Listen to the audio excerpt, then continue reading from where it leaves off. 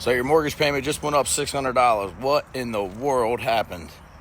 So I had a client yesterday message me and say, hey man, have interest rates come down yet? My payment just went up $600 a month and it's starting to get out of hand here. What do I do? People in North Carolina are opening their property tax bills and they are being shocked. A lot of counties across the states just reassessed home value for the first time in years. And since housing prices exploded after the pandemic, some homes are being valued 40 to 60% higher. Even if the tax rate doesn't change, when your home value goes up, your tax bill usually does too. Right now, a lot of people are regretting buying a house. I mean, especially people who bought it during like the peak back a couple years ago. Some areas, especially in America, like Austin, Texas, has lost like nearly a fifth of the value. I mean, this guy is saying that their house lost 10% of its value, and interest rates are also pretty painful right there. So right now, we're going to be seeing a lot of people's houses getting cooked. And to make matters not so great, the mortgage keeps going up because property tax keeps going up. That's one of the biggest things. Property taxes in my city for a modest house is $300 to $400 a month. And it's like some basic suburban cookie cutter house. And now people's payments are increasing. Okay, this guy's payment is like $1,200, very doable per month. Now it's almost $2,000. Interest rates, mortgages, property taxes, home insurance, utilities are all skyrocketing, which is keeping people house poor. I am regretting buying a house. My fiance and I have not even lived in it for a year, and we had to buy an AC unit already, which is thousands and thousands of dollars. Obviously necessary and worth it, but very unfortunate. We're also trying to plan a wedding, so that was not ideal for the budget. And then we had to add gutters, and then on top of that, we now probably have to replace our water heater. Just can't catch a break. And before anyone comes at me, we did have an inspection. None of it was flagged. So it's been a rough day. It's been a rough couple months. We bought a house for $180,000 with a very high interest rate. Every time I make a video on the extra mortgage payments that we're making, somebody always comments on why such a high interest rate, why we don't look at refinancing. Here's the thing, we went to a loan officer, we were gonna do the regular schmegler bank loans with a regular high interest rate, and we were looking at houses for months, and every single house in our budget that we went to go look at had a bidding war, 5 to 6 offers over asking price, and at least 2 were cash offers. Obviously cash is always gonna win. The only houses that didn't have bidding wars were houses over $300,000, but that's not a $300,000 house. That's nearly $500,000 house after interest. That's what people don't take into account, and obviously we cannot afford a $500,000 house right now. And during that process, my uncle offered this house. He flips houses. He has an investor he works with, and this house was ours if we wanted it. We didn't have to do a bidding war. Obviously there's a lot of people that wanted it. We didn't have to do down payment, no paperwork, no closing cost, so it was a very good offer. We took the risk. If we hadn't, we would probably still be looking for a house. We would have had to rent an apartment while we're still looking for houses, and instead of investing that money into our current property, we would have been paying rent. And moral of the story, I think, is there's always going to be a reason not to buy a house. So there's that for everybody that keeps asking and is wondering why such a high interest rate. I just got a letter in the mail and it said my mortgage going up $100 again. Every year keep going up. I thought I had a fixed rate. It's given adjustable. It keep adjusted. It keep going up every year. I ain't asked y'all to build no Chick-fil-A and no movie theater up the street. That's on y'all. When I bought this house 17 years ago with number woods, y'all done cut all the woods down. Now the deer's just laying in my driveway. They don't even move when I crank the car up. They ain't even got a tree to lay in. Huh? Talking about an escrow. Escrow these. I can't even afford the house. I can't afford to own it. I can't afford to rent. I can't afford to live. What we doing?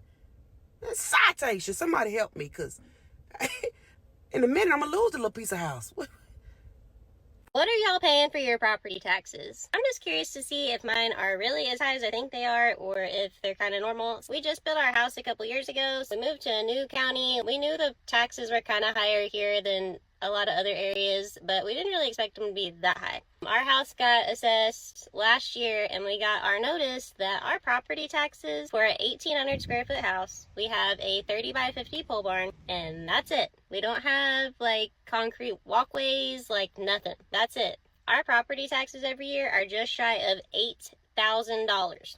Like, why? We don't live on a lake? Like, we live in the middle of the woods. We don't live in, like, a nice subdivision. Does that sound right to y'all? Or is that high? I feel like it's high. Our old house that we moved from, we paid, like, $2,500 a year. I feel like maybe they got assessed wrong, but y'all let me know what you think. And I don't know if I should, like, call and complain about it, because, like, I don't want to look stupid if I call up there and it's just normal. Let me know in the comments where you live, the size of your house, and what your property taxes are, because I just feel like ours are insane. This is my biggest regret about my home buying experience, and I'm gonna be honest. I think the biggest regret was initially looking outside of my budget, looking outside of what I know I can afford on a daily basis, looking above what would be comfortable for me, because I wanted to satisfy the idea of the type of house that I want instead of getting what I could afford at first. But I ended up buying a house less than $200,000. But the houses that I were looking at originally, because I was pre-approved for them, did not mean I can afford them. Go back. Yes, you can be pre-approved for a house you cannot afford. Okay, so I think my biggest regret in home buying was looking at the top of my budget at the beginning and not being more smart with what I could afford. Because when it came down to it and they're showing me a $2,000 mortgage and I'm looking at my man like, is this what we want? Like, you know what I'm saying? Like, no, definitely not. And I know a lot of people are like, oh, well, I pay that in rent. Good for you. I'm glad you love that. But in this household, we like to live comfortable because we want to travel. We want to be able to, hey, one of us fall off and there's not two incomes, we can still afford what we have. You get what I'm saying? Like, can we afford that and still take our vacations? Can we afford that and still stack up our money like we do each check? Like, we want to make sure we're comfortable 24/7. If something breaks in the house, can we go to the bank and get money out to get it fixed? That's the way our mindset is. Like, I know everybody is different.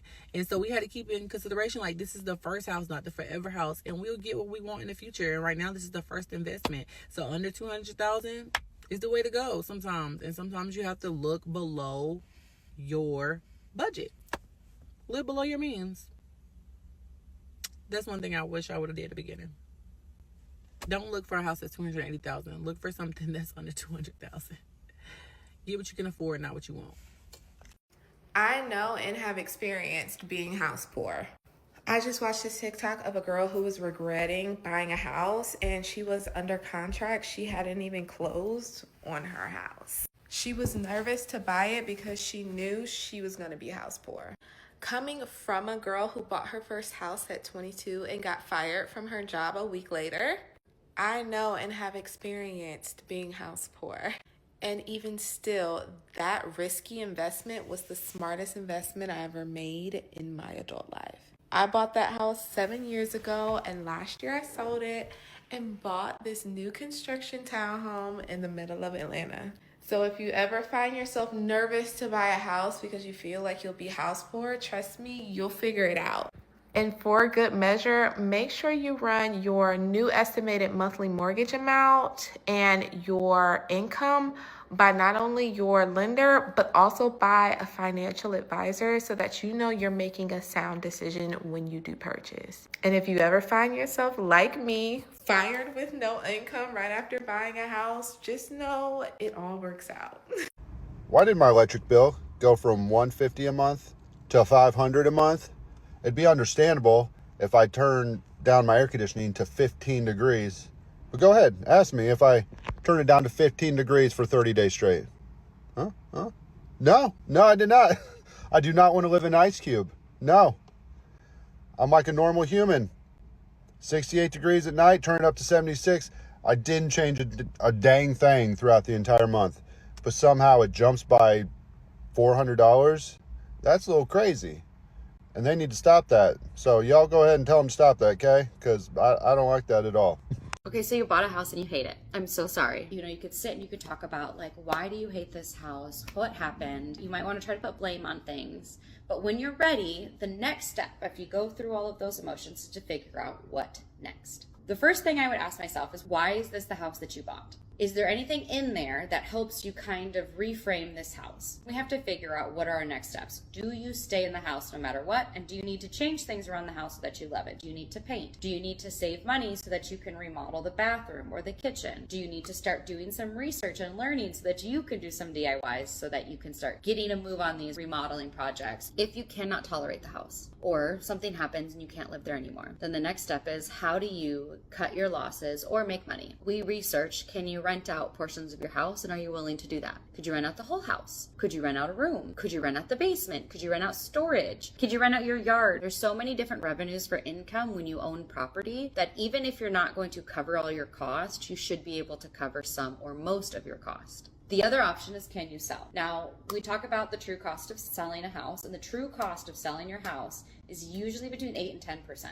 And so on minimum, you are looking at wanting to stay in your house for 3 years before you break even if you didn't put any other money into it. If you can't do any of those things, then I would say to sit down and write out a list of what is your goal. How can we find a silver lining here? Let me know if you have any questions.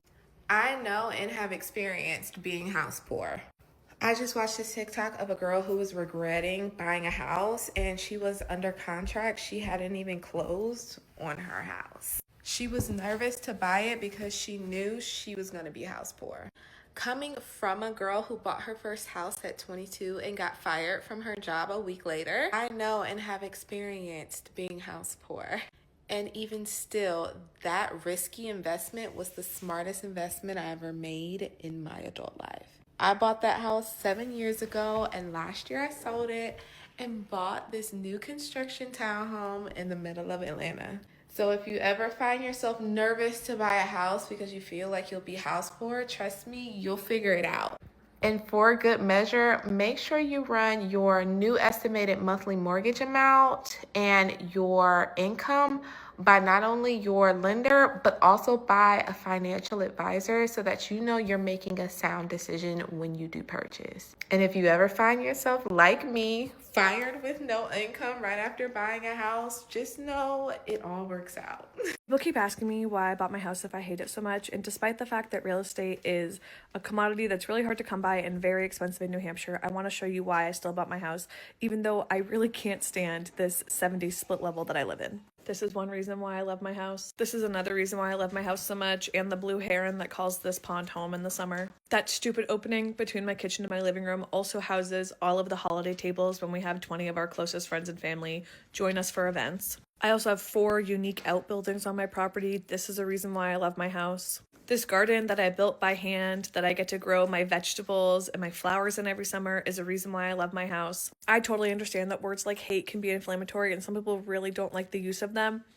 I get that. I can both practice gratitude for what I have and recognize that the space I was living in just wasn't bringing me joy anymore the way that it was. And there are things about this house that I've wanted to change since day one, and for one reason or another have not gotten around to it. So I decided that 2026 was the year I take that into my own hands and I find a way to love my house and I change my surroundings and make it more functional for my current self and my future self. And that's what this series is about. It's just simply finding a way to love the space that I'm in. Now that I'm house poor, I've got to make my mortgage payment, so let's do that together. The amount of the mortgage on this house is $362,549.54. We bought this house in April 2025, and our mortgage balance then was $364,500. So we've made a little progress. But like I said, we are definitely in the house poor category, and our monthly payment is $2,919.17. Whew, that's a lot. Of that, almost $3,000, only $347.97 goes toward principal. Then for interest, we are paying $1,926.04, and our escrow is $645.16. So that's a lot that's going toward interest when we make this payment this month. But because I don't want to be paying this huge amount for 30 years, I am paying a little bit extra toward reducing the mortgage balance every single month. So I rounded up my mortgage payment to $3,000, which means I put an extra $80.83 directly toward principal, and I paid a full payment of $3,000 toward the mortgage. This means our new balance after that $347 and that $80 together reduced it is $362,120.74.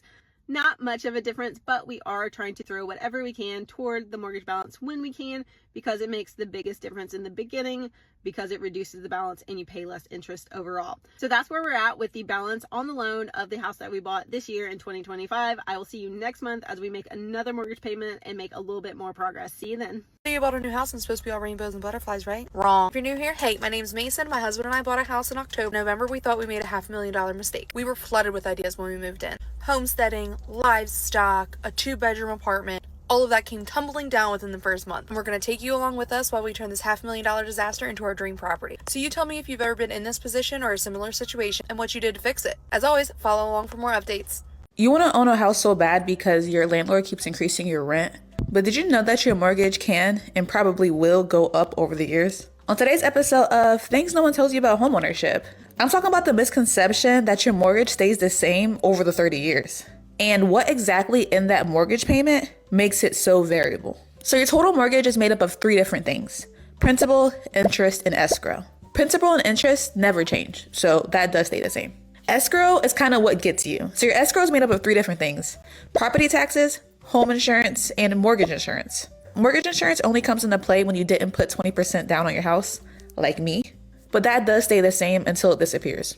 What changes constantly is your homeowner's insurance and your property taxes. Here's how it works with the bank. So for our first year of our house, the bank told us, hey, total mortgage, including principal, interest, and escrow, will be $2,207. And they based that on what property taxes and homeowner's insurance at the time was. However, what they do is they come back a year later and be like, we gotta have a talk.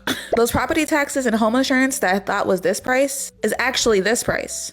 It's gone up. So now you owe us money. So for our first year, our mortgage jumped from $2,209 to $2,407, which $200 may not sound like a lot, but it is a lot, and it was a lot. And they do this every single year. However, that doesn't mean it keeps going up. The escrow shortage the second year was lower, so we were in the 2300s. And then this past year, we're back in the 2400s again. The people that are gonna comment this are not gonna make it this far in the video, but disclaimer, you can pay this upfront. For us, this will be like $7,000, $8,000 because of how much our property taxes and home insurance is. But you are allowed to pay all of this amount once a year at one time. However, the likelihood that people are not only able to save that much aside, but put that much aside, like us, we have 1,000 financial goals that we're always trying to hit. So no, I'm not putting an extra $8,000 aside for this, but you are allowed to pay it at once. So you don't wound up in this situation every year. So our mortgage now is the highest it's ever been at $2,429. And we also put another $100 on top of that to pay down principal faster. I have 0 regrets about homeownership. I will do this 10 times over, but I do feel like there's a lot of misinformation out there. And as a young homeowner trying to encourage other young homeowners to own if they want to, I feel like y'all should be most informed about that process. So y'all help me decide the next episode of this. Should I be positive and talk about how much our home has appreciated over the years and what made this whole process actually worth it? Or y'all more interested in the home buying process itself, like how much we paid in closing costs? How does it work to actually go through the process of buying a home? Inspections, appraisals? For a client, because State Farm, their insurance has been trying to decline every single thing that they have tried to claim on their homeowner's insurance. And this guy is on this roof with her, and he is pointing out hail damage after hail. I mean, it is clearly hail damage in all these areas, wind damage where like the tiles have ripped up in certain areas. And she's like, that's an installer error. This isn't hail damage. She sees the hail damage on the aluminum covers, but doesn't acknowledge any of the physical, like huge hail damage all across the roof. And I just have to say, like, if you have State Farm, it's only a matter of time before something happens, and then they're not going to cover you. I live in a neighborhood that got hit by a tornado. I have a neighbor on my street that they spray painted on their broken garage door cover. It's like a big, massive piece of plywood because they don't have a garage door anymore because the tornado blew it away. And it says, we have State Farm on the front of their entire house, okay? They got their windows blown out, their garage door blown out. They got the roof blown off, like where it's literally open roof coming in on my street. And State Farm has been trying to decline their coverage. They have, and this tornado happened like 4 months ago. How the fuck do we take our power back is my question. It's all about profit. It's all about us paying our premiums. Our premiums are going up every single year, and yet our coverage is going lower and lower. It's the same thing with healthcare. When does it stop? At what point do we say no? Like, at what point do we fight back? At what point do we tell our mortgage companies, we're not going to have fucking homeowners insurance anymore? Like, where's the legislation on that? Because I feel like between our healthcare system, with insurance running our healthcare system, to homeowners insurance running our personal homes and our mortgages, to our property taxes having no caps or no legislation over them, those are the 3 areas that I feel like we should be looking at. That should be addressed. It's not just the big corporations who are making real estate expensive or inflation with other things, but those 3 areas in particular, it's almost like we have no control. Like, what do you do? I think one of my biggest pieces of advice for first-time homebuyers, and one of my regrets, so learn from my mistakes, is to slow down. Most of my first-time homebuyers, myself included, are buying fixer-uppers, right? Like, it's where we live is super expensive. Most of them need a little bit of work, and you want it done so fast. Sit on it for a little while. See what works in the house. See what floors you like. Figure out your style. Make a Pinterest board. I immediately got a new privacy fence. Ordered a custom back door, like new carpet. Honestly, looking back, I spent way too much money. And then I would make more money and I would still spend it because I wanted to get the house done, and it's still not done. And also, I didn't know my style and what I wanted. So now looking back, I would honestly change a lot of what I did. Even if you have it, don't spend all your money, please. That is one of my biggest regrets, and it doesn't happen overnight. Making a house a home takes time, and I mean, here I am 3 years later, still renovating, obviously. So it's just chill out a little bit. Just chill, feel the house, figure out what you like, save up a little bit of money, and just know that you're gonna get there eventually, but making a house a home does take time. My mortgage is going up over $500 per month. Yes, let that sink in. I live in a starter house. If you saw it, we'd all agree that it's a starter house. Mortgage was already $4,300 a month, and I got a letter saying now it's going up to $4,800 a month. I only own this house for 18 months. I bought it in the summer of 2024. That doesn't even factor in the $75,000 that I've already put into updates and repairs, all the other things that come with being a homeowner. I'm grateful for sure for where I live. It's a great area. There's great schools. Honestly, at the age of 25, having my mortgage payment go up this much every single month is very mentally taxing. The kicker is that my friend told me that she saved thousands of dollars per year by using Fincast, which is this loan estimate website. Found a better rate and a better lender on Fincast. I had no idea that this even existed when I bought my house. If I had, then my payments every single month would have been hundreds of dollars lower, and I would have avoided this increase. The PSA is, do not make the same mistake that I did. Use the tools that we have now. Shop your mortgage on Fincast. See if there's a lender that will give you a better rate. I mean, even a small difference in a rate, like a couple decimal points, is literally worth hundreds of dollars. Trust me, when your mortgage payment is already huge, every single dollar counts. This is the one thing that you can actually control. Don't wait until your first payment jumps hundreds of dollars higher like I did.